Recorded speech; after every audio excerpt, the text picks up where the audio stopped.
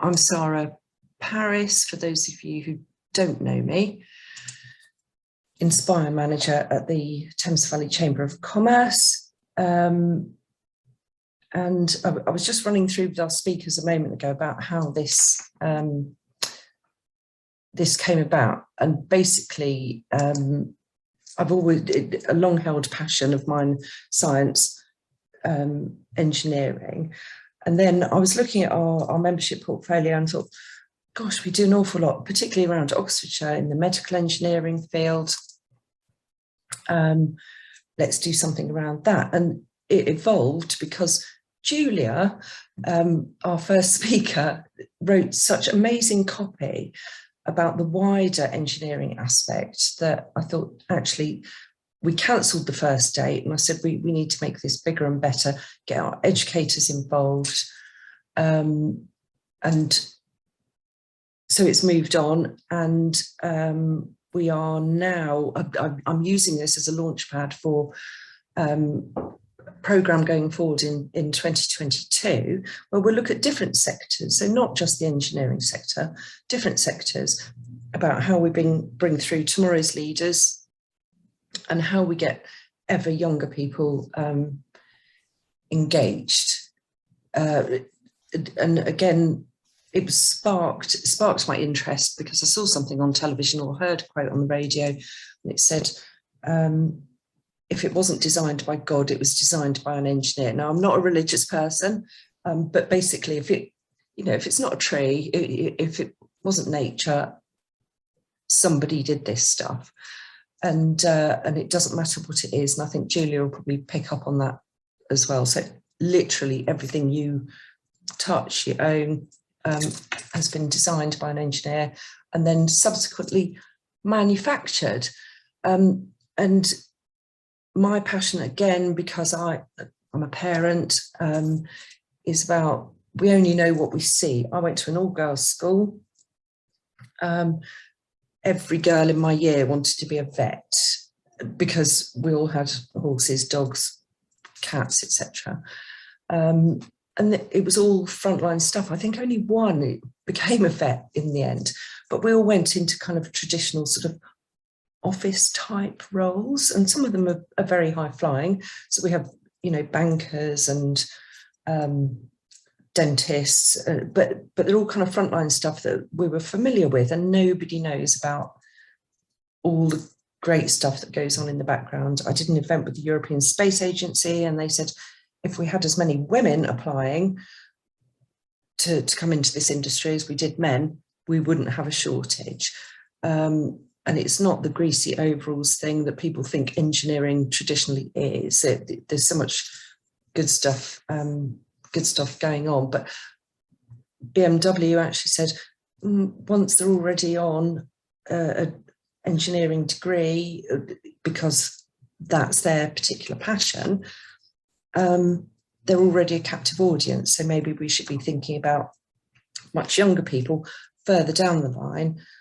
But it's a question of how do we get those 10, 12, 14-year-olds out to come and see your wonderful, factories, engineering departments, medical science labs. I went to see a chemical engineering company, and he went, great, we can take on loads of people. They have a brilliant new lab that they spent £10 million on or something. He said, but everybody wants to go and work for Google or Apple and, have a ball pit and a fireman's pole in reception.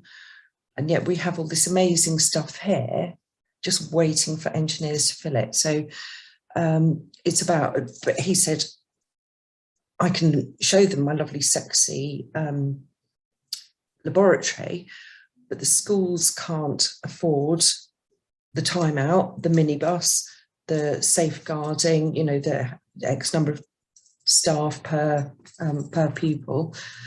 And what I'd really like today to be about, and the programme going forward, is somebody offering up some solutions around that so that we can, maybe bend the ear of central government and see how chambers of commerce can support and actually get our educators and our businesses together. You've heard enough from me.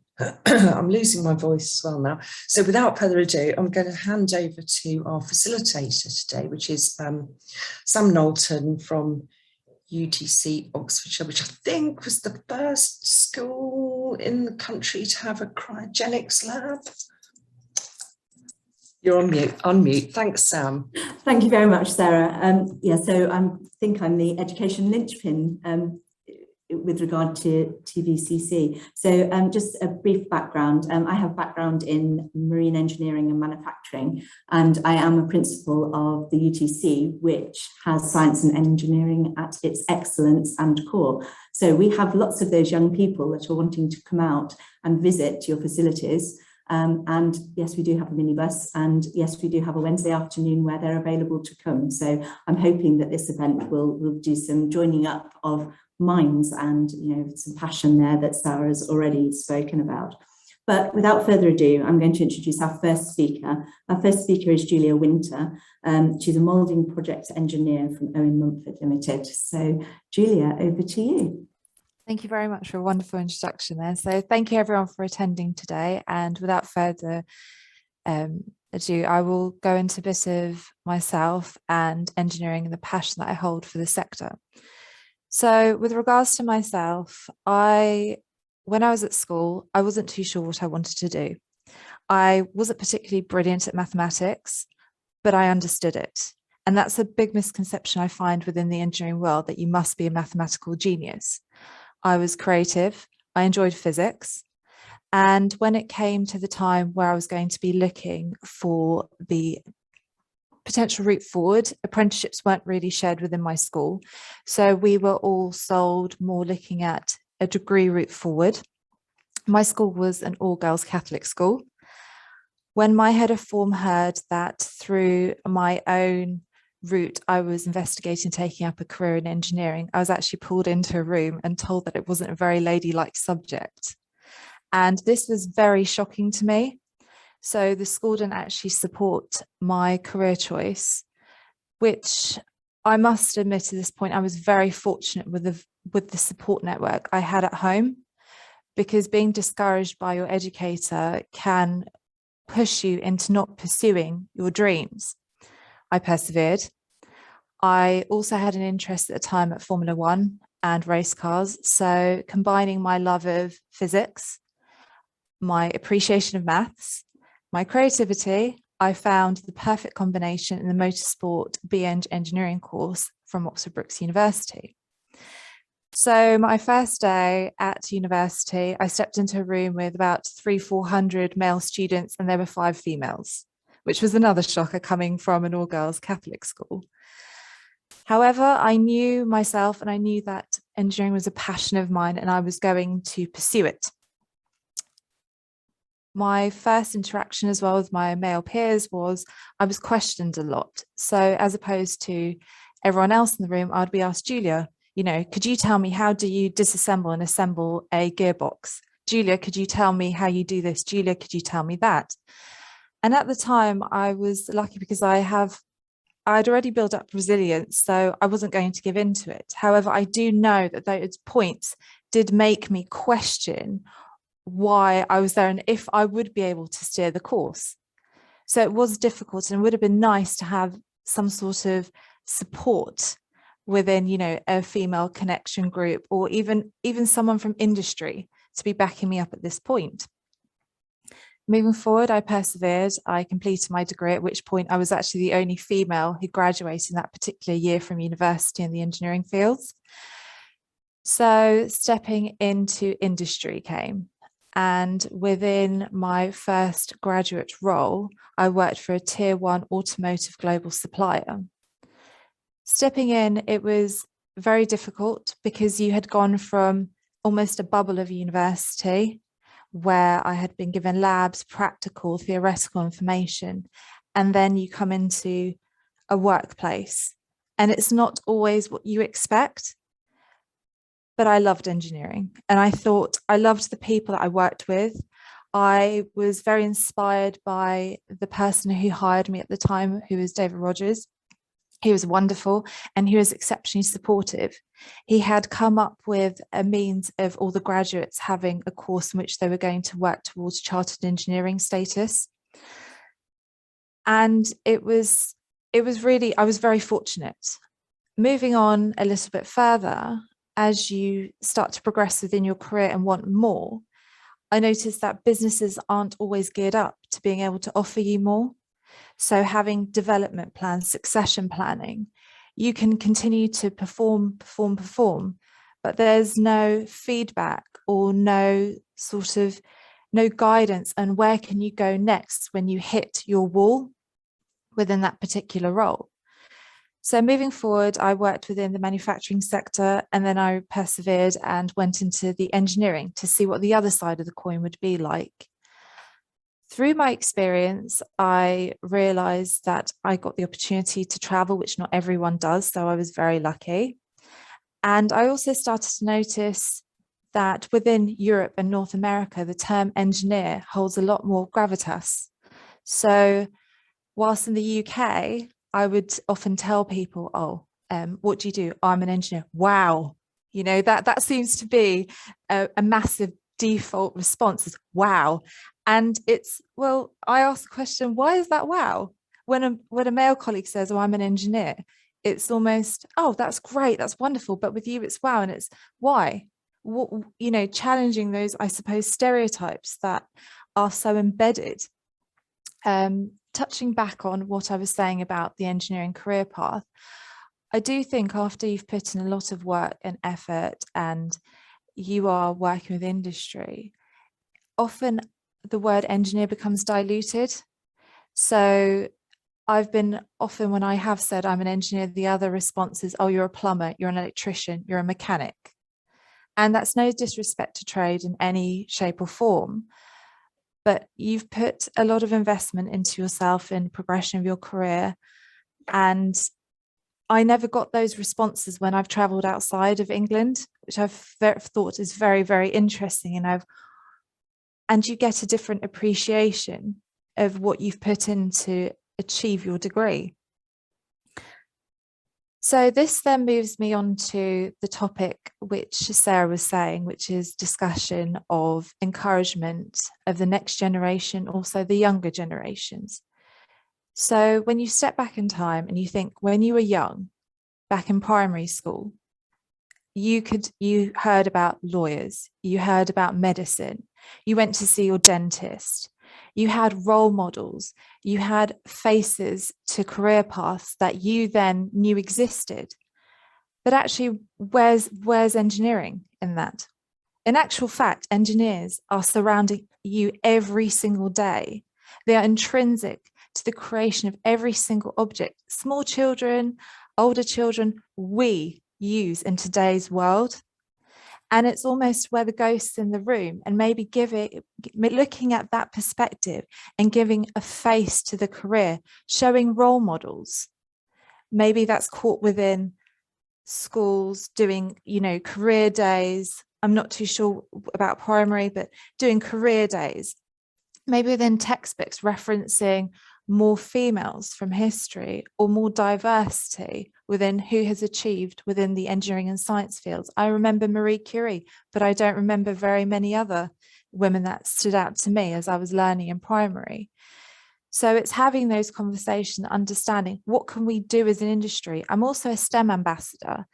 And because of the research I've been doing, I noticed that those are the age groups that very often pick what they are going to do later in life subconsciously. So targeting the primary versus the secondary, where I do see we are doing a great job, but there is more to be done for primary.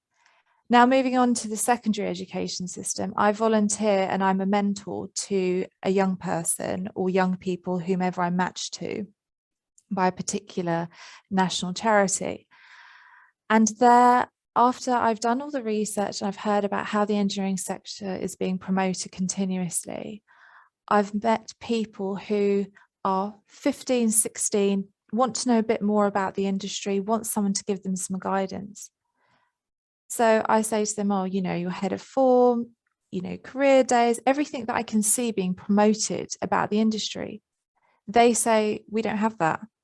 So that's a real life individual who's looking at pursuing an engineering career, but I'm the only connection that they have to that world, even though we're saying that we're doing so much. And I can read up about it and I can go through what statistics of websites and people, but that's a very specific data demographic. But this person is potentially a fantastic individual who will make a pioneering change to our industry, and capturing them and inspiring them, motivating them, keeping that momentum going.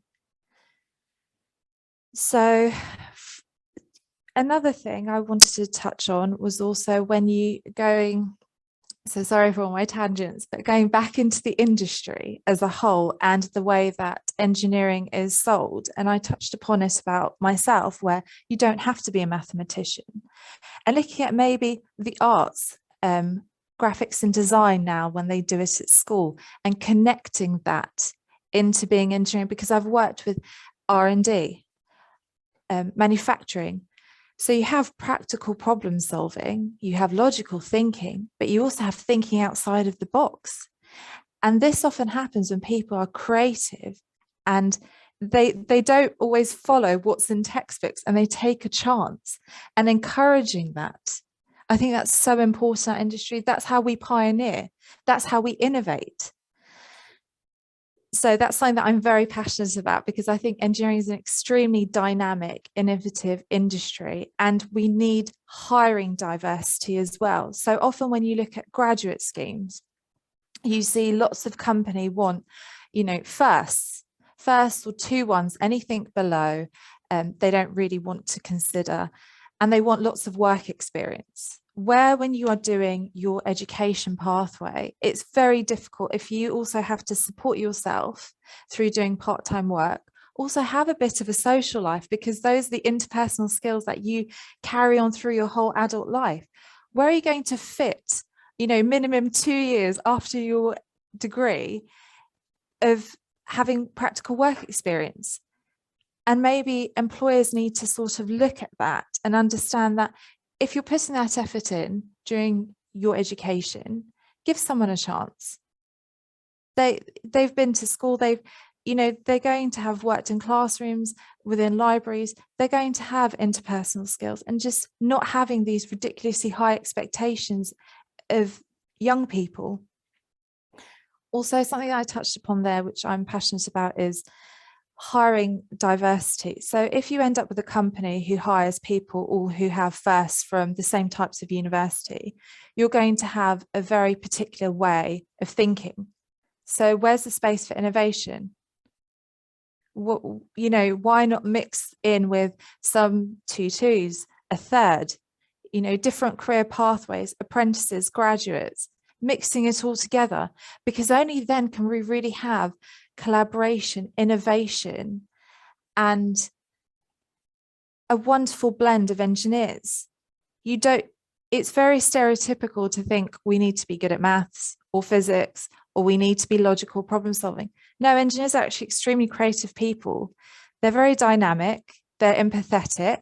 You need to have soft skills, so you have to be able to negotiate, hear others, work constructively, collaborate. You're not set off in a room by yourself with loads of equations and, a piece of equipment that you have to single-handedly solve. No, that isn't how it is. You work with diverse groups of people around you every day from different sections of the business. Where I'm at OM, it's very collaborative, and we can reach out between research and development, the manufacturing side. I really love the people that I work with. I'm forever learning. And I think that's a part of your own self-progression, also being what I like to think of as a good engineer, is forever growing and challenging and asking questions. There are no stupid questions in the industry. We won't know everything. We won't be able to fix every single problem, but we can try, and we can work with others who may know a bit more than us. And we're always learning. And that's what the industry is about, is growth as well, and development. So this also then leads me onto another topic that I have, and it's focusing on how to capture more women. And when Sarah mentioned about what she'd been told by the aerospace company, I started thinking about that. And I started looking on social media and what young people, especially young women, are interested in. And one thing that came up was makeup.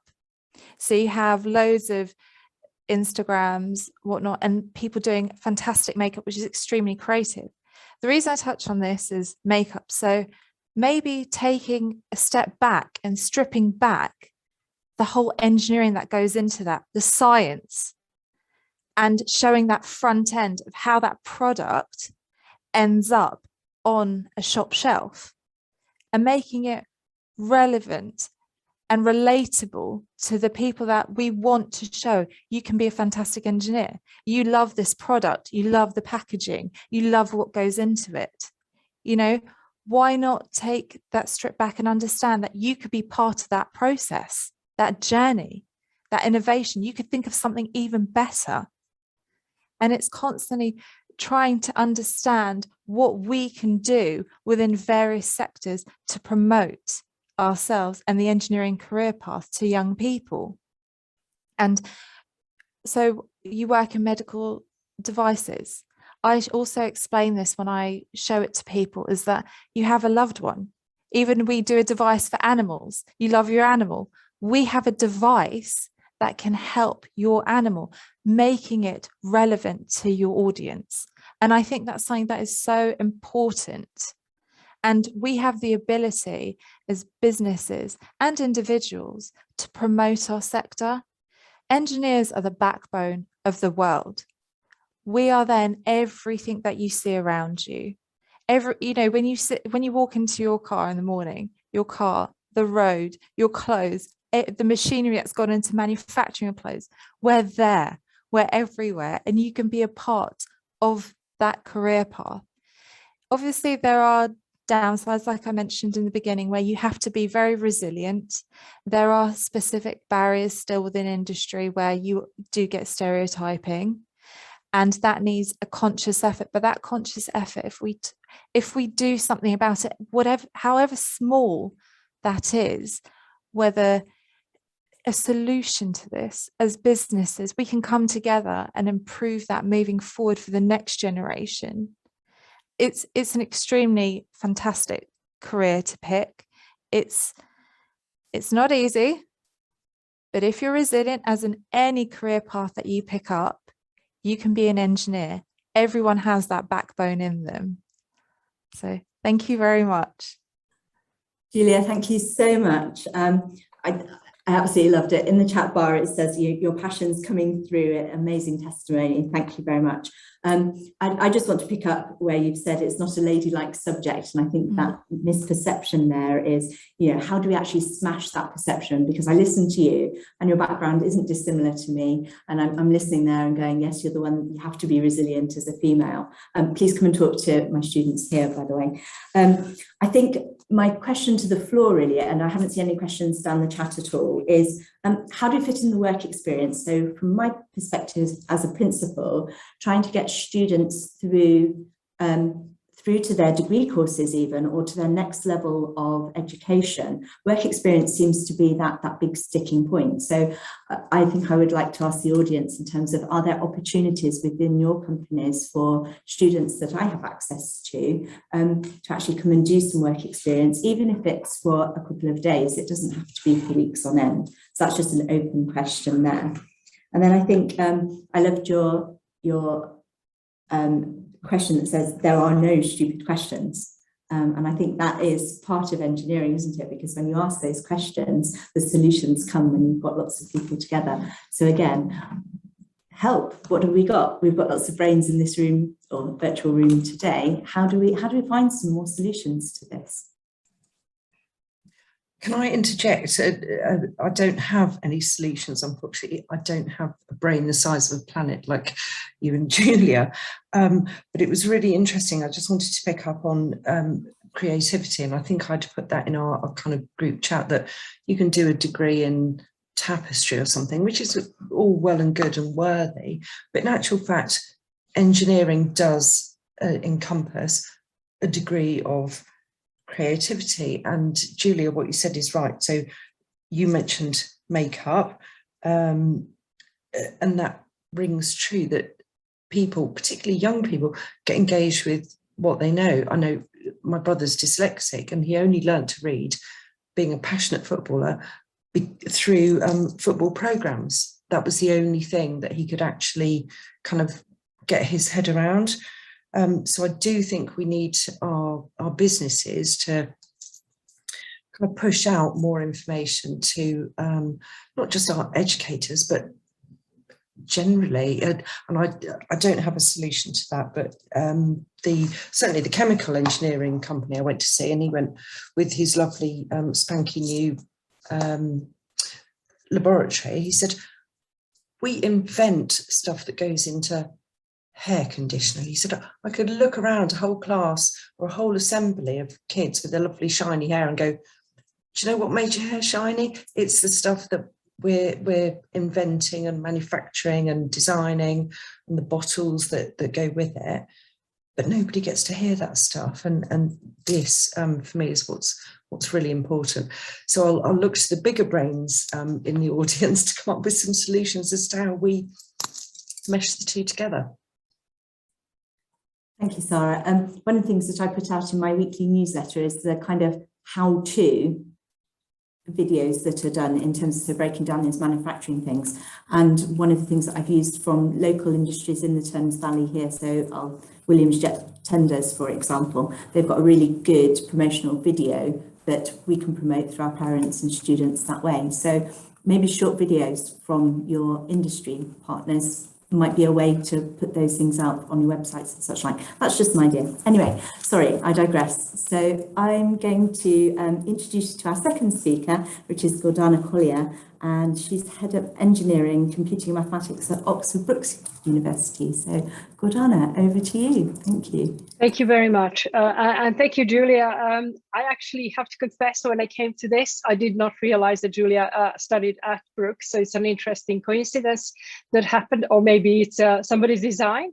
But anyway, I just wanted to reflect really briefly on my contrasting experience, because I was educated as an engineer in Eastern Europe.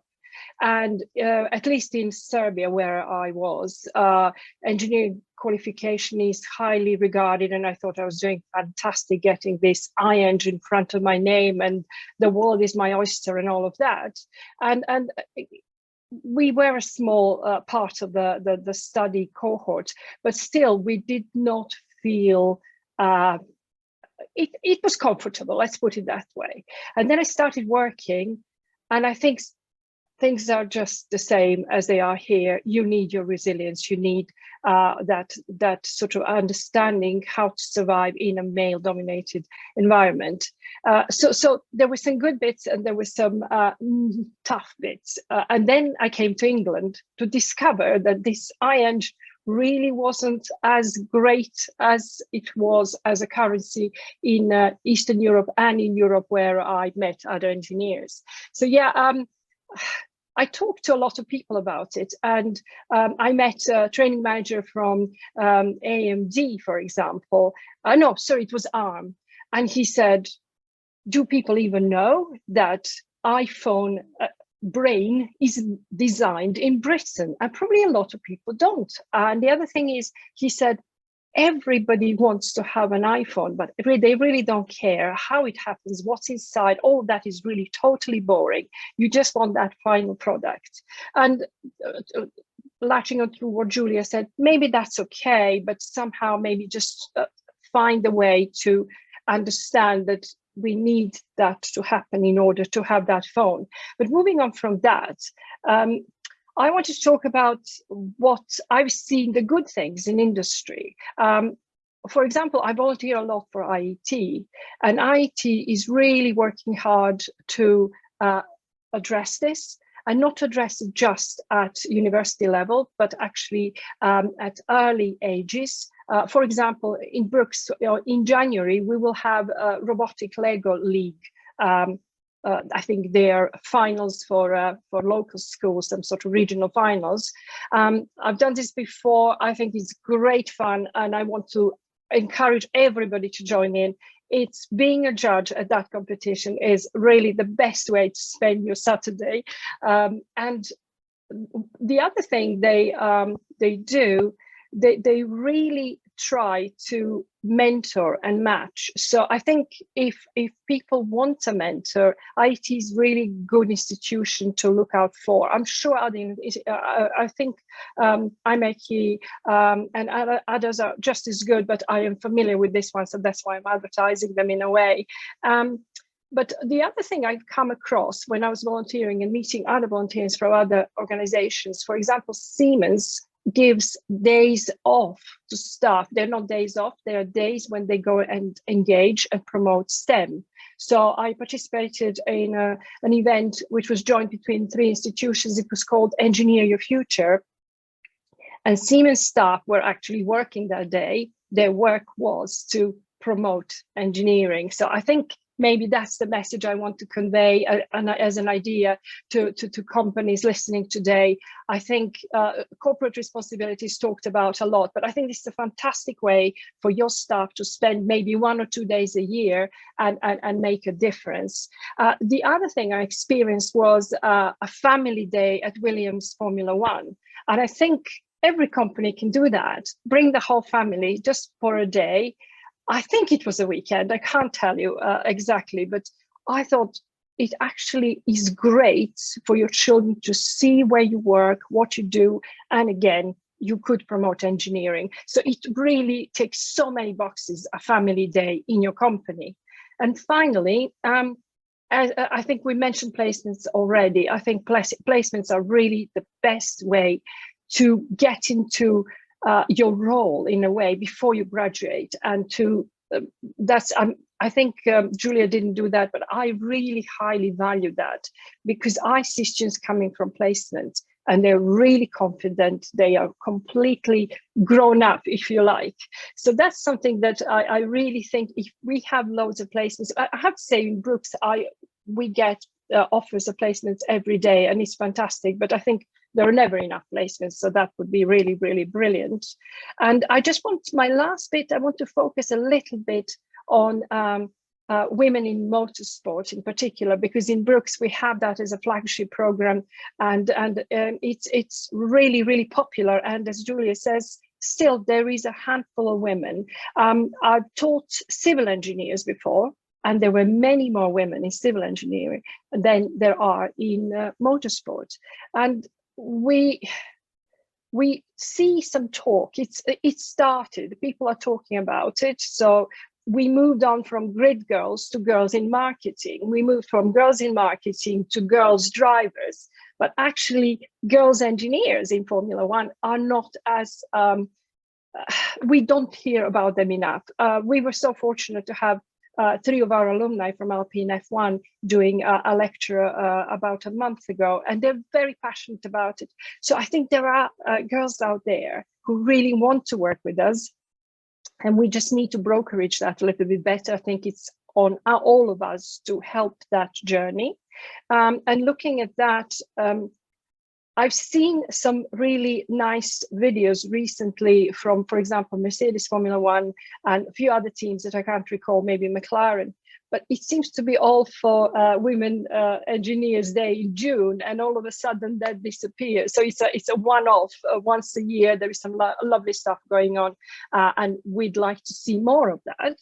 And as an institution that really has a lot of potential to support motorsport and a lot of motorsport students, we have been talking about this actually the last few weeks. Royal Engineering Academy is working on this, and we want to be part of that journey to help our girls going into industry, just like Julia, to feel really strong and resilient, equipped to go and join in and enjoy their job from day one.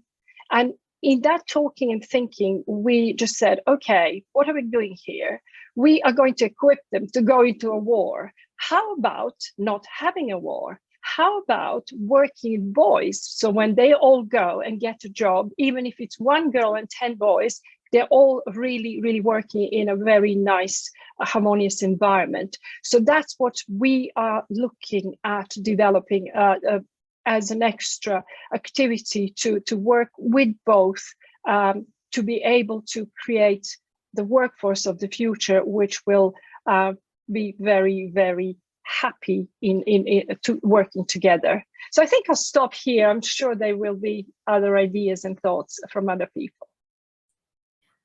Good, Anna, thank you so much. I think there were a lot of things there that you picked up on in terms of, I think, that experience with the family days out at Formula One. And I just want to flag up that, you know, there's the BMW Visitor Centre. And I just wonder whether, now that we're coming out of COVID a little bit, whether or not, again, the industry partners that are here, maybe are thinking about, you know, and Sarah's talked about going to the medical centre, whether or not there's opportunities there for visitors to come around and have a look at those local industries.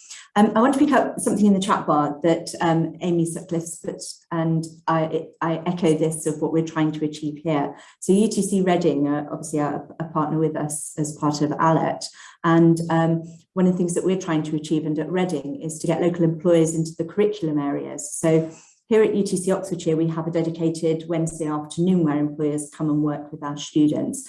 But at Reading, local employers are actually going in and supporting parts of the curriculum areas and sort of getting to know the students in a natural, organic way to gain an insight into what they do. And then the students are then more likely to consider those employers in the future, and so sort of moving through. So I think, again, it does take a commitment from the employer, but it's a good way to develop relationships. So thank you, Amy, you've given me those words because I've taken those from the chat bar there, but I think that succinctly says what UTCs are trying to do, but it's how do we get that out to other educational establishments as well. And I know that you guys at Oxford Brookes, in terms of that work experience and pulling in employers like the Royal Engineering Academy to actually focus in that team building, those employability skills are really, really important. So thank you, Gordana, for giving us some insight. Are there any questions from the floor at all with regard to Gordana's speech there? It's not necessarily a question, yet another observation. Oh, and show rounds I think are really good. If we can get commitment from our businesses to invest the time in either inviting people in or, you know, going to develop those relationships. My thought really is, should we be looking lower down than sixth form or even below the age of, I don't know, 14, 15, just to inspire people, drive some kind of passion. I mean, look at the pictures behind you of the Earth and the Moon, I think that is. Eyesight's not too good, but, you know, how do we get our 10, 11, 12-year-olds enthused about it? Just a thought. I'm just throwing that out there. It's not a question. It's just the random words of me. There's all sorts of areas of interest on. Sorry. Hello. I just want. I joined after having a chat with Julia because I work in the same organisation as Julia. I'm Silva Nynan, and fantastic talk, Julia. Thank you very much. And thank you, Gordana. It was really interesting to hear all of the spectrum of what's going on through the universities. And I thought maybe I could share, because I trained as an engineer and so have some of the experiences of sort of the resilience that is talked about as regards this, the journey through to maintaining a career. And ahead of coming into sort of a degree in engineering, there were things offered by groups like Women in Science and Engineering to do week-long training courses at places like Imperial College, Hatfield, and they were sort of immersive experiences where, you know, for someone like myself who was doing the sciences and maths but unsure whether to go for engineering, it provided the sort of taster, the sort of safe experience. And so there are those opportunities. I then went on to do a year out in industry. And again, that was that experience, as you mentioned, around the placements and experiencing sort of engineering in the real world. And that also provided a great taster of what was to come. And then, of course, there are the sandwich degrees. And I did a year with Ford and at their electronics plant. And so coming out as a graduate, you have a level of understanding as to the industry you're going into. And it goes to show it's a journey every step of the way in terms of keeping the faith, so to speak, and joining as a graduate into a company. I joined ICI, chemical industry. It shows my age. But what they did provide were mentors, and sometimes mentors are a key part of keeping the interest and the development journey for young engineers, young female engineers. And I know, Julia, you asked the question, haven't you, at OM, do we have a formal mentor program? And we don't currently have, but using the mentor route, I was able to gain chartership and now a member of the IET. And so there's that piece as well to sort of establish the route.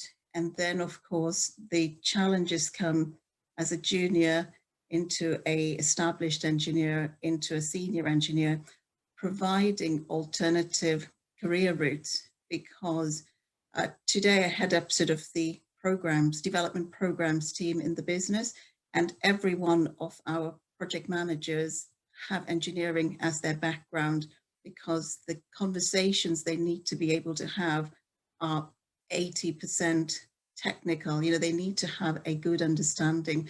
So it's not only sort of the strength that engineering brings, but it's the diversity of professions that you can go on to do. Because with that solid base, there's such a range of industries. Yeah, and then as a company in Woodstock, in Oxfordshire, and you know, Paul, who I can see is in the course, will be able to talk to this. We have an apprenticeship program, and I think there are talks for the primary schools in the areas. But I think it was about a year ago, we were holding an apprenticeship open morning for sixth forms in the area. I think we had 2 people turn up. So there is that piece around promoting the different routes into engineering and making that attractive for a range of folks. So these sort of conversations are fantastic to see they're going on. But I just thought I'd add as yeah. Thank you. Can I just jump in there very quickly before Toshi goes? Very interesting what you said, Silva, around the number of people that turned up to that particular open morning or whatever it was. Sometimes you have to have those direct relationships with whatever school it might be and say to the lead, and I've done it with the Bank of England. So I hosted a Bank of England event and I went directly to my son's school actually and said, right, send your economics sixth form students along. It's important. And they did. You know, luckily they're all drivers, so they didn't have to do the minibus and the safeguarding and what have you, because they were sixth formers. But this is where we need to be more engaged with our educational establishments and build those relationships, I think. Thank you, Silva. That was brilliant. Thank you. Claire, I can see that you've got your hand up. I didn't want to ignore you. Oh, yes. No, I just wanted to share my own personal experience, but I wasn't sure on the format. You may have another speaker, so it may not be appropriate for me to give some insights from my own experience. So I'm happy to wait. I do have a third speaker, so I'm going to introduce the third speaker and I'll come back to you, Claire, if that's all right. So thank you very much, folks. My third speaker today, or our third speaker today, is Toji Rain, who's the Special Project Lead at Kymira. So I'm going to hand over because it's quite exciting. Thank you. Thank you, Sam, and thank you everyone for being here today. It's been a very interesting conversation. Julia and Gordana made some really interesting points. I hope to add to them in some way. I can start by giving my background personally. So in school, primary school, I'm not ashamed to admit I was pretty good at most subjects, pretty sporty, played an instrument as well, and that's testament to my parents. They enforced and kind of instructed me to really be serious in school and to essentially do everything I can to be the best at everything I can, which is great until it's time to pick a degree to take or secondary school subjects to take. And in primary school and secondary school, there were a few I guess, activity days and days when people came in and showed you what careers you could expect to achieve in your current trajectory, but none of them were truly inspiring. And you get to an age of about 16, 17. This is in the UK system, by the way. I went to a Church of England school in West London in Ruislip. And you're sort of just instructed within the last year of your second, well, maybe the last 2 years of education to say, okay, now you need to pick a degree, which will essentially determine the rest of your life, based on some information you might be able to find online and just a few conversations you can have with parents.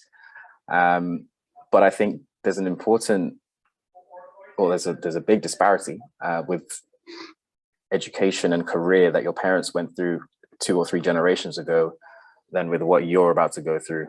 So you're kind of going on a lot of feedback from adults in their 40s and 50s that don't necessarily have a great idea of how to maneuver your career, maybe what your goals are and what you would like to do in a job. And there's not a lot of insight into the day-to-day living, particularly in engineering, of what you could be doing. You can achieve this through internships and the like, although, as mentioned by Julia, a lot of people haven't the opportunity to maybe take time out in the summer to do an internship, particularly when they're all unpaid. And also they don't necessarily have a friend or a family friend that's working in an engineering company that can say, come on down and just see how we're doing it. So you're going in blind a lot of the time. And that's why you'll see a lot of dropout rates in first year students in engineering or in other degrees, because you're just really not sure as to exactly what you're getting into, in essence. That said, I picked an aerospace engineering degree, as I am into sci-fi and I like space stuff. So that was a good enough reason for me to take an aerospace engineering degree, and I got the grades to do so. And I actually did enjoy it. I enjoyed it very much. I'm very glad that I did the degree. Anytime I tell someone I did aerospace engineering, everyone's like, whoa, that sounds really fun and cool. And that's probably one of the best reasons for doing an aerospace engineering degree. But otherwise, I learned a lot, and it definitely opened a lot of doors career-wise. Now, this isn't necessarily a good thing for engineering. I actually did a quick check up this morning, and of the 60 people on my course, I think around 20 or 25 are still in engineering. The rest have gone on to things like finance and computer science and things like that, which are closely related, but not direct engineering. And it was mentioned earlier that engineering firms and companies maybe don't go into schools or to the young people's environments to really give an idea of what an engineering company can be like. And I think they struggle to speak young people's languages. It was said, a comment was made earlier, maybe tongue in cheek, that people are always looking to go to the Facebooks and the Googles because they have the fireman pole and the beanbag chairs. But as tedious or facetious as these may seem, this is what attracts young people to jobs, because aside from doing really good work, you want to have a place to relax and socialize and talk with people and make friends, because you are spending 8 hours a day, 40 hours a week minimum in your work environment, pre-COVID maybe, but these are people that you'll see more often than your family. So these need to be comfortable environments, and these need to be places that you are proud to work at, you enjoy working at, and you would even bring your friends to come and see. And I think a lot of that is lost in the engineering sector. When you go to, well, from my experiences going to big engineering firms, you'll see a nice, impressive laboratory and some generic offices, but there wouldn't necessarily be any nice areas to hang out. There'd be no emphasis on what the guys do or the guys and girls do on a Thursday afternoon after work or Friday night after work.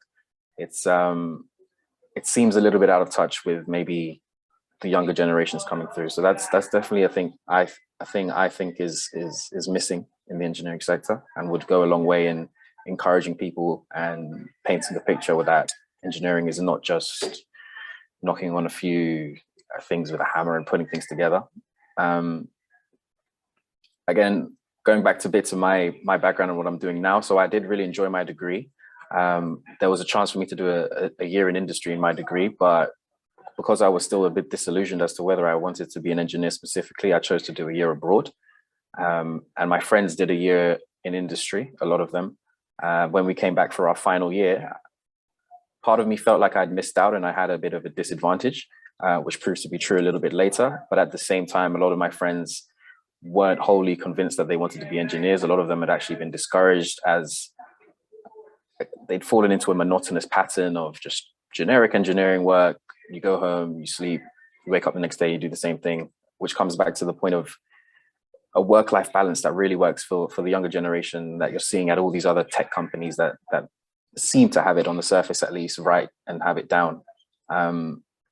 So for me, I feel like I might have gotten to learn that maybe engineering particularly wasn't for me from other people. But that's not to say there's obviously some great engineering companies that really get the work-life balance right. But so I chose to work at a startup. That's where I'm at now, Kymira. So we are a smart textiles company. And I don't directly work with the engineers.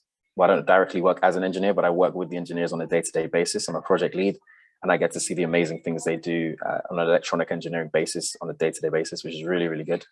Really, really cool. We've actually done really well for diversity hiring. So our R&D team currently has about 50% women, and most of them are of color as well, which is really, really great. Julia mentioned how important it is to get that in place, and I wholly agree, and Gordana as well. The aspects and points of views that are kind of put into a hot pot of ideas when we discuss potential avenues for development work is really interesting, and it's really fun to be a part of. It's really great to have that balance, and I can't even imagine myself being around anything different at this point. So yeah, it's a great place to be when you have that diversity of genders and cultures as well. I guess moving on from that, so whilst I am at an engineering company, I don't directly work with engineers. I do work very closely to them, and it is a great career to go down.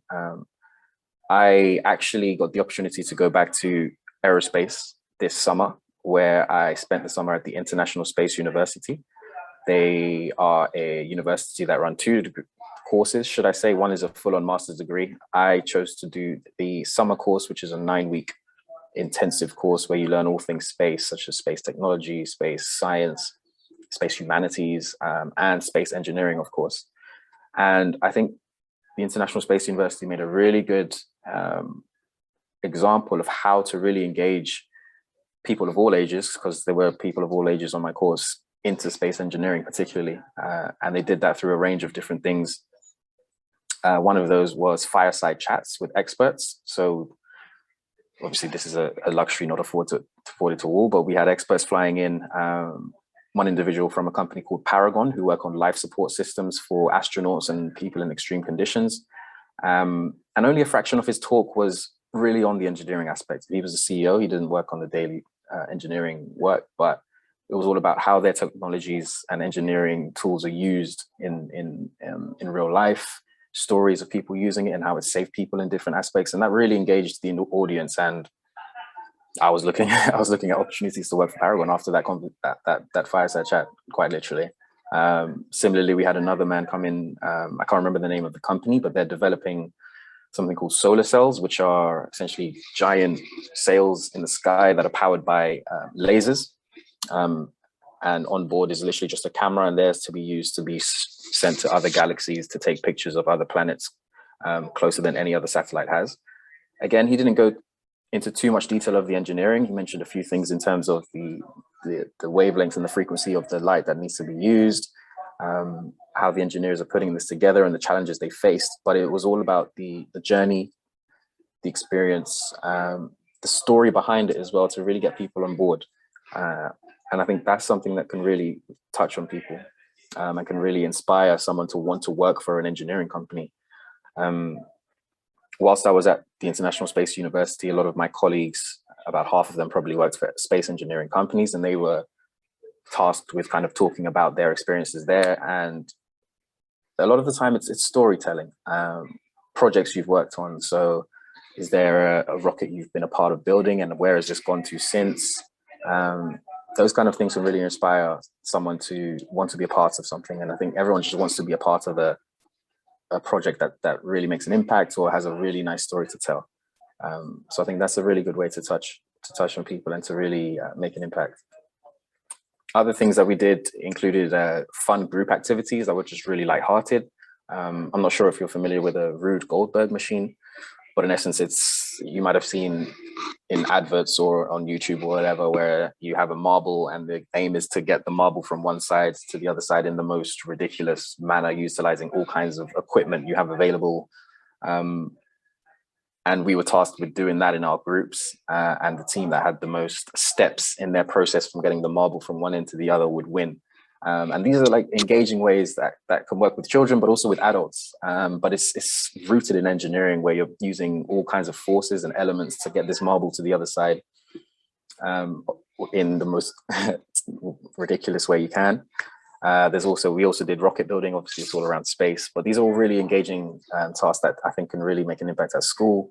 It fits it into the curriculum or as part of activity days, and gets people to really think about what daily life as an engineer could be, or what tools engineers use to make things work.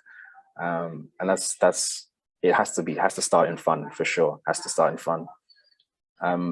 We also did things with startups and startup competitions, where you were encouraged to kind of solve a problem in the world by making your own company, and what the technology and engineering would be rooted in that company to solve that problem, which I think is really cool as well.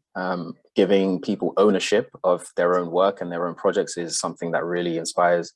I can personally attest to that. And giving them a problem to solve as well, which is essentially what engineering is a great way to do that. I think, well, I'm biased because I really do love space and sci-fi stuff, so I imagine space engineering is pretty easy to inspire, maybe. But I think other engineering sectors can definitely take a note of the few examples that I mentioned there. And I think speaking on the level of the audience you're trying to attract, it goes a long way, and you can be so creative in doing that. So it just takes a bit of effort and a bit of a conscious mind to see how your audience responds to other things, and to either emulate this or just mold it towards the engineering sector or the engineering company you're wanting to promote. But yeah, that was a long-winded story of my journey and where I'm at, but thank you. Teju, sounds amazing in terms of, I think the bit that you hit on there was it has to start with fun. And I think as you were speaking, I sort of came back to what Sarah was saying about nature versus must be designed by an engineer. So thank you very much. There's been a couple of things in the chat in terms of engineering companies. Should engineering companies position their employee value propositions differently and where they promote themselves? So thinking about, as you were talking, I was thinking about young people, and in the chat bar there, it says using social media more actively because that's where young people engage. I think, you know, that's a really useful bit. I've got Denise Murray, Head of Research at Brookes University as well. And Claire, I haven't forgotten you, I will come back to you, sorry. So Denise, are you there? I know that you were going to speak as well. Yeah. Thank you for asking me. I think it's really interesting. It's amazing for me. I mean, I just a very kind of brief summary of where I've come. I started out life I was the first woman graduate engineer that British Rail ever took quite some time ago. And when I went to university, there were probably less than 5% of women there, and the course that I went on now has 27% of women on it. And so I've been listening to these conversations over a very, very long time in one sense, and it's really hard because they're not easy problems to solve. And I'm really pleased that Julia said that she thought that it wasn't necessary to be great at maths. The trouble is that if you want to do engineering, to get on to almost all engineering courses, and Gordana and I have worked for professional bodies accrediting engineering degree programs. and they all require some level of mathematics. And our young people, when they're at school, they very quickly get to learn whether they're good at maths or not. Now, some of them have the resilience to overcome these things and to say, oh yeah, you know, I'm going to make myself do that maths, even though I don't really like it. I'm going to kind of get on with it. Some of them find it easy. People like Gordana and I, you know, we love those sorts of things.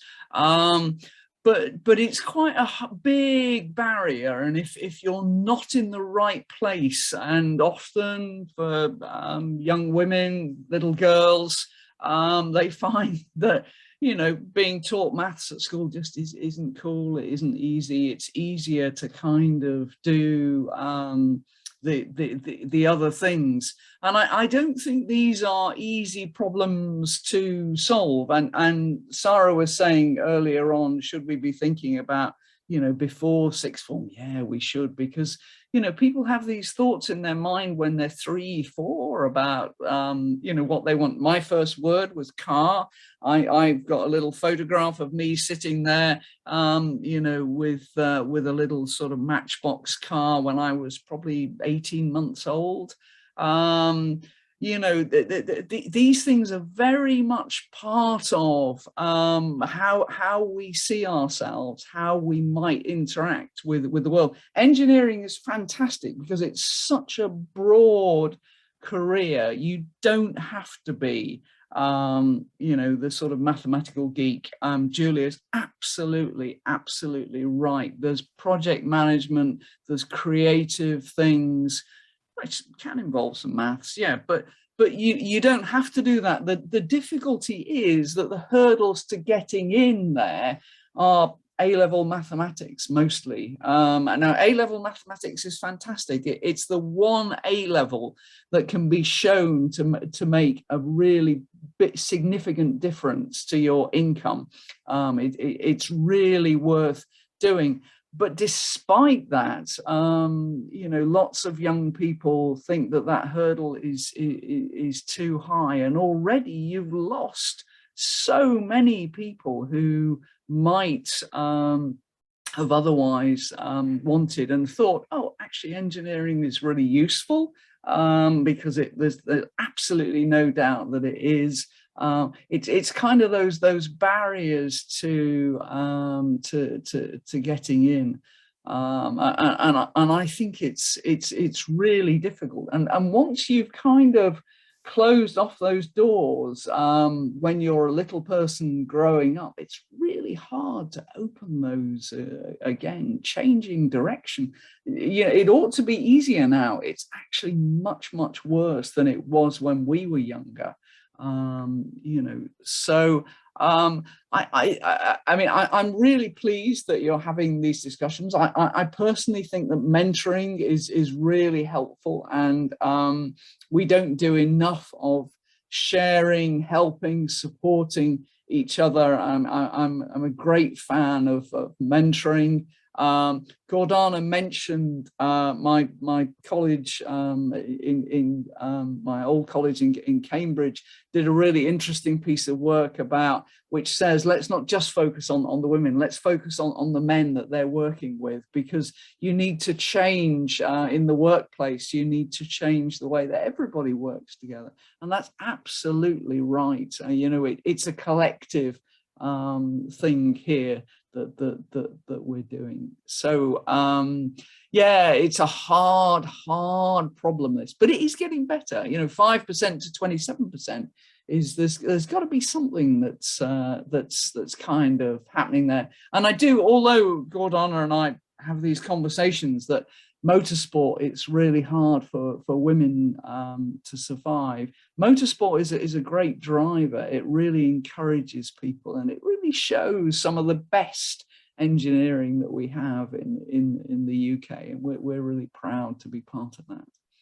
Brilliant. Thank you so much, Denise, for your insight. I think mathematics being a barrier is something that we need to look at, definitely, without a doubt. Thank you. Claire, I know you've had your hand up for a little while. Yeah, sorry, I realised I'd left it up there. Yeah, so I know you knew about it. So really interesting insights, and thank you to the three speakers for sharing. I'll start by saying that I don't really know that much about today's education, junior education. So I found that quite interesting, some of the insights that were being shared.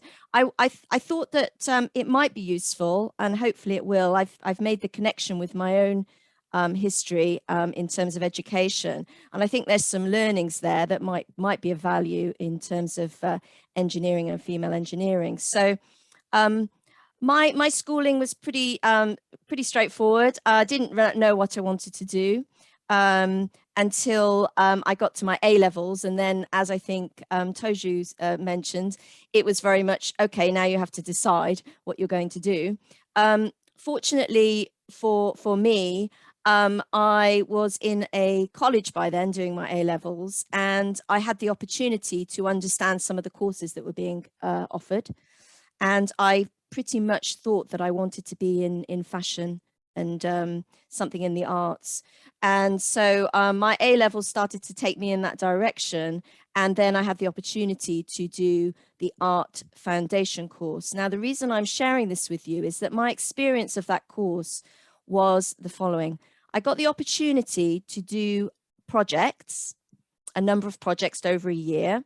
The projects were in all the mediums. So I got the opportunity to try different types of mediums, different activities, meet with different individuals, meet with different universities, etc. And through that time period, it became very clear to me and my tutor at the time, we had an individual tutor that was supporting us through that year, that I had not necessarily, I had a creative piece to me, but I was very much more leaning towards business, created in terms of an engineering style. And so I was recommended to a course in Nottingham. I ended up doing a 4-year textile technology and engineering course. It was completely the right fit for me. And the reason it was the right fit, I didn't at the beginning know that it would be something that I would be able to do, because there was chemistry, physics, applied maths, and I had not done very well in maths at school. But it was because it was practical, and it was practical application of those disciplines. And I got accepted to the course and was able to try in my year of outposts, was able to try work in a lab, work in a dye house, work in a knitwear factory, work in a lace factory, etc. And so I gained not only an understanding of the disciplines, but the industry. I'd had small placements in these different locations, and it became very clear to me that I wanted to sit in manufacturing of fashion products. And so I ended up with a 26-year corporate career that I loved, running overseas operations for an American multinational fashion brand, running their overseas ops, but coming through the textile engineering route to move then into general management. And I suppose the reason I share that pathway with you is that there were a number of factors there that maybe aren't happening at the moment. One was some kind of period, course, activity where people that think they want to go into that kind of discipline have the opportunity to see over a period of time, like an art foundation course, an engineering foundation course, they could try the different disciplines to see which is the one that works for them, etc. The second learning might be that there are practical pieces to courses where individuals can try these different, perhaps I would have ended up working in a lab. I found out through my placement it wasn't for me. So that kind of learning. And then moving on into my my corporate career, I really had very strong mentors right through from working. Originally, I worked for Next in the UK in the technical department, right through to working for the American multinational, where I lived and worked overseas for 20 years. The theme that runs throughout is the mentorship. And so today I mentor for the Business Help to Grow program, currently supporting Brookes and Brunel University, my way to give back to the next generation of business leaders. So I think, as I say, I profess not to know about the engineering route specific, but I suggest that perhaps there are some learnings there in terms of some of those routes that people should be able to take if they're not sure. They want to do something, but they're not sure. Perhaps is there some form of engineering foundation course, for example? Thank you very much, Claire. I think what you've touched on there is about experience and exposing people to those experiences. So thank you for your insight. Amy, I can see that your hand's up, but could I just go to Neil, because I know that his hand up isn't working. So Neil, sorry, Neil, I beg your pardon in terms of pronunciation, Travides. I know that you've got an insight that you'd like to share. Yeah, sure. So I've been trying to engage the local college to try and share some of my own business experience, and I've actually found it quite challenging. I'm a business consultant, business improvement consultant, and I've worked in manufacturing, automotive, aerospace, FMCG, all over the place in 44 different countries. So I've got a lot of stuff I can share, but I've actually found it quite challenging in terms of just the basics, I would say, in terms of getting responses for calls and so on. With that. So one thing I'd like to say is, education has to respond in the same way, positively, quickly, on time, and don't bail out the meetings, to put it, bluntly. Second thing, on a more positive note, I do have these contacts and connections in, in those areas, plants in the UK and also potentially abroad as well. So if anyone's interested in, perhaps setting something up, there's not many in the Thames Valley, I've got to admit. They are far and wide across the country and the world, but for sure, I'd be happy to try and make some connections for people. Yeah, that would be fantastic, and I'd like to take you up on that. And I'm sure that Amy, I'm going to hand over to Amy now, will have something on that as well. So thank you very much for that offer. That would be fab. Okay.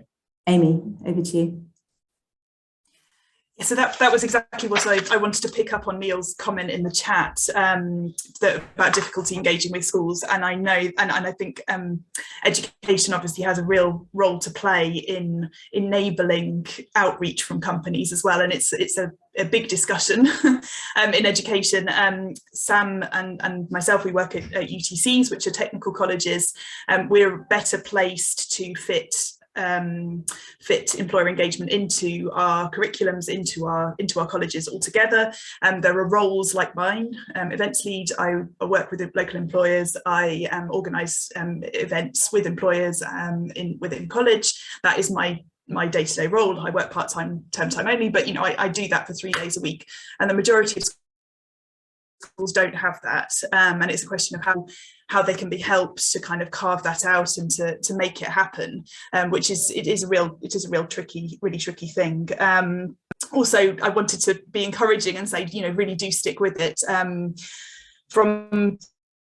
From my position in a school, I know that everyone's really stretched at the moment. The aftermath of the last 18 months has really hit this term, and everyone is just kind of at capacity. So please do persevere, and I hope that you get there, and I hope you get a more positive response in the future. There is a lot of learning for schools to do. I think somebody made the point about the majority of teachers not having worked in industry, not having worked outside education, and so not being aware of those making sure a meeting happens and booking things in. The priority obviously goes on the curriculum, but I think education in general, and this is the direction things are going, needs to make employer engagement a priority and make sure that industries are welcomed into their schools. I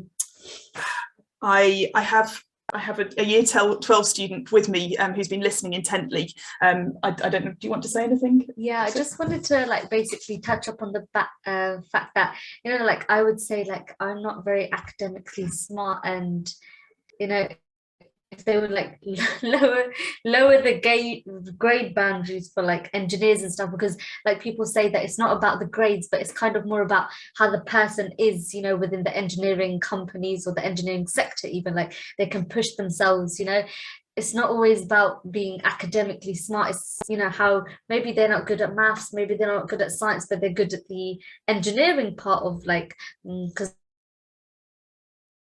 now I'm studying, I think, level certificate in engineering, okay in that. And the engineering and the physics side of it, I'm actually doing quite well. But when it comes to like the A level of maths or the A level of physics, I wouldn't say I was doing quite well in it. Like, I did a few taster lessons, and, you know, I realized, you know, that's not for me. So instead I took the other route to try and, you know, maybe in the future, you know, like I'd be offered a apprenticeship or, you know, like a degree. And I think maybe I might, you know, like even work experience as well. The school helps us you know, apply to work experiences. Yeah. So yeah, echoing people's points that that you've got the characteristics, you've got the interest, and maybe being helped over that first barrier could really help. It doesn't limit us. It kind of helps us to, you know, expand in our career and have more women in engineering as well. So I hope you got all of that. I think our internet connection is slightly dodgy, so apologies for that. Thank you, Amy. Yes. That was great. And thank you for giving a student perspective. That's really helpful as well. So are there any other questions? Toju, I can see your hand up. Thank you.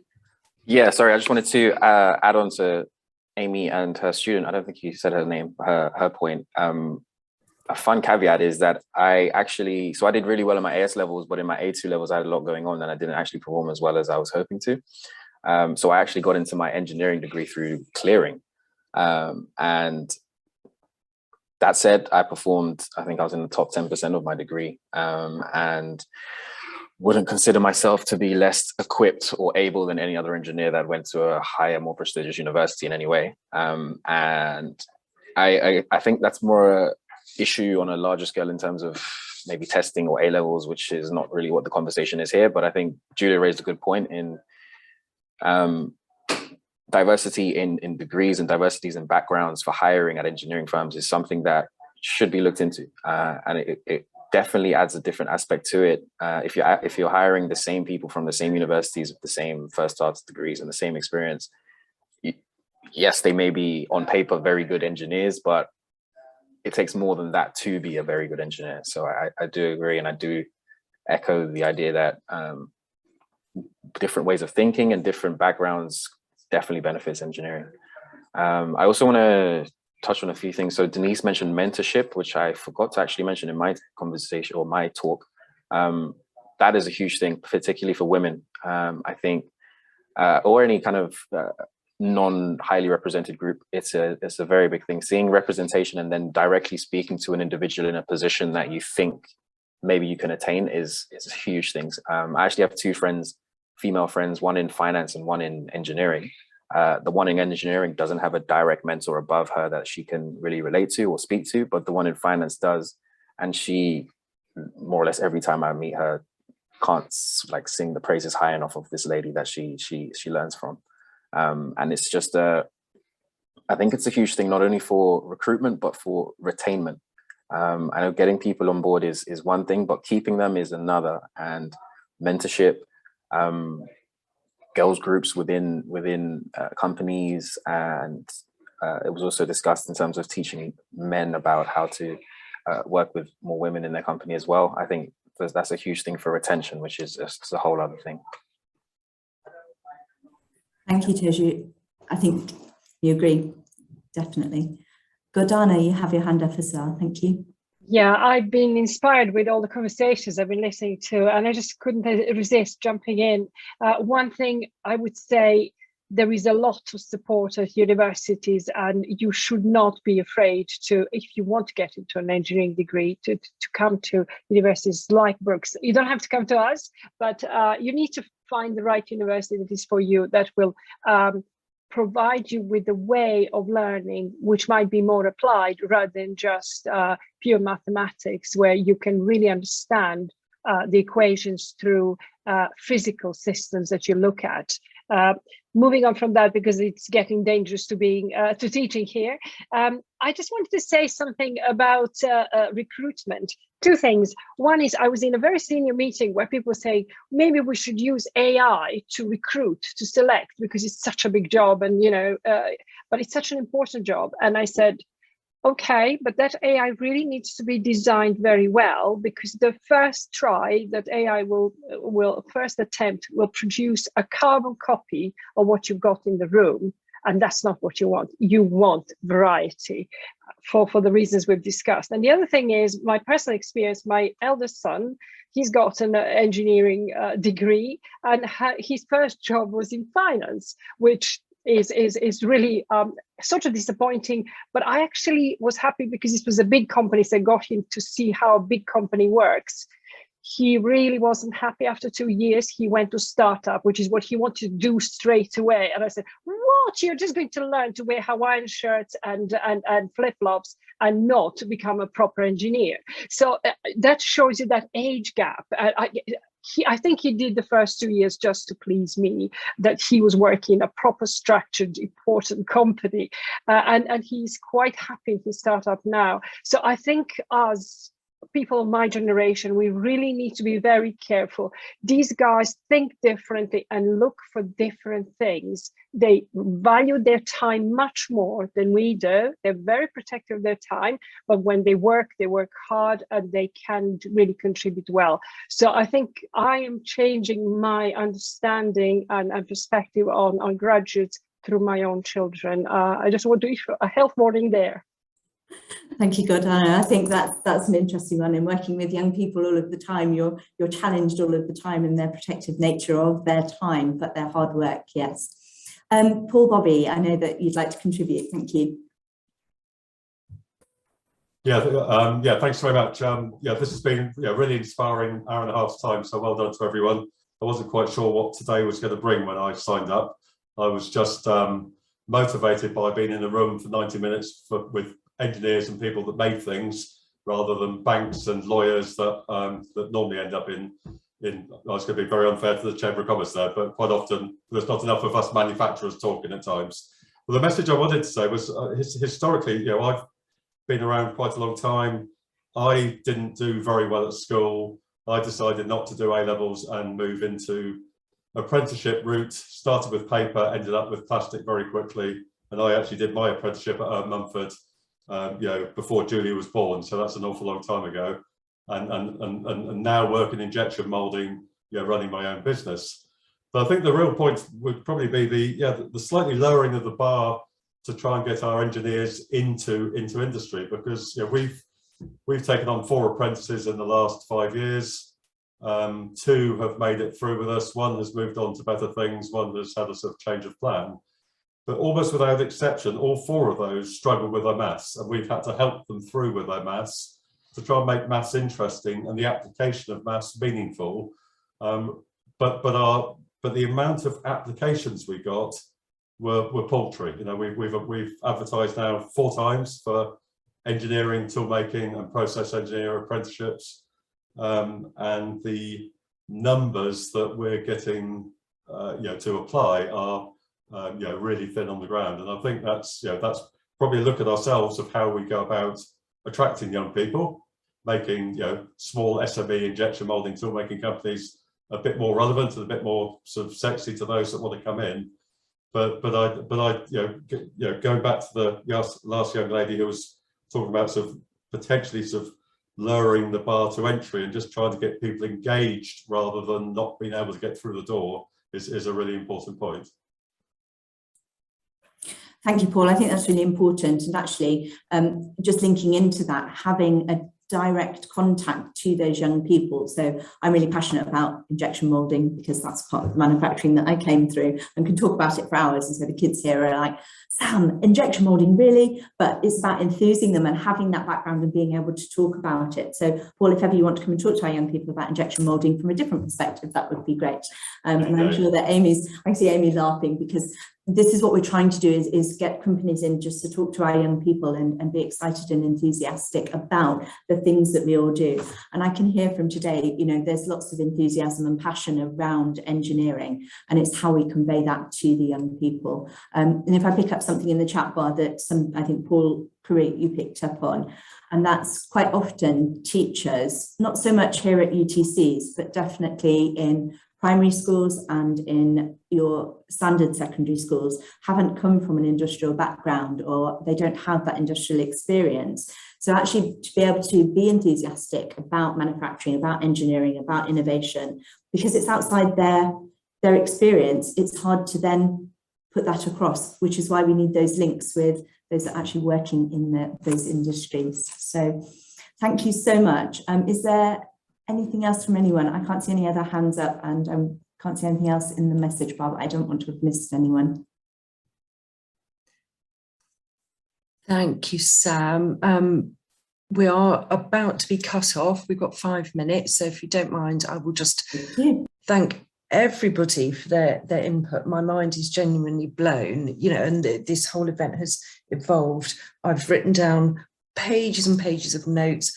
Mentoring has come up time and time again, so I think that's something that we can take forward, or certainly the Chamber can take forward as a project and encourage. I'm also thinking maybe our speakers, we can all get together and put together a kind of press piece or something for the magazine, so that the wider companies that couldn't make it today can have a look at and get involved in, because it will benefit not just our educators, but also you know, people like White Horse Plastics, to be able to see how they can talk directly to our educational establishments. Barriers, maths, yes, big issue of mine as a child. And then just because, I don't know, I was a bit scared of it. And then when I started working for Barclays, somebody taught me quick methods to work out APRs and percentages. And do you know what? I came out top in the UK of everybody that had taken the management exam for Barclays on the maths on a percentile basis, just because somebody switched a light on for me. So there are ways of engaging with people, even though I was in my 20s at the time. And I do think it's just so important. We have to find the relevant stuff for kids. Make it, somebody said, make it sexier, make it, you know, more fun, more engaging. And as your lovely student said, Amy, sometimes it's about the skills you bring to the table, your personality, your enthusiasm. Very often enthusiasm can actually overcome a slight lack of skill in a certain field. You know, if you're passionate about something, I think that shines through. So come along to the Christmas do, everybody, whatever date that is, 16th of December, I think it is.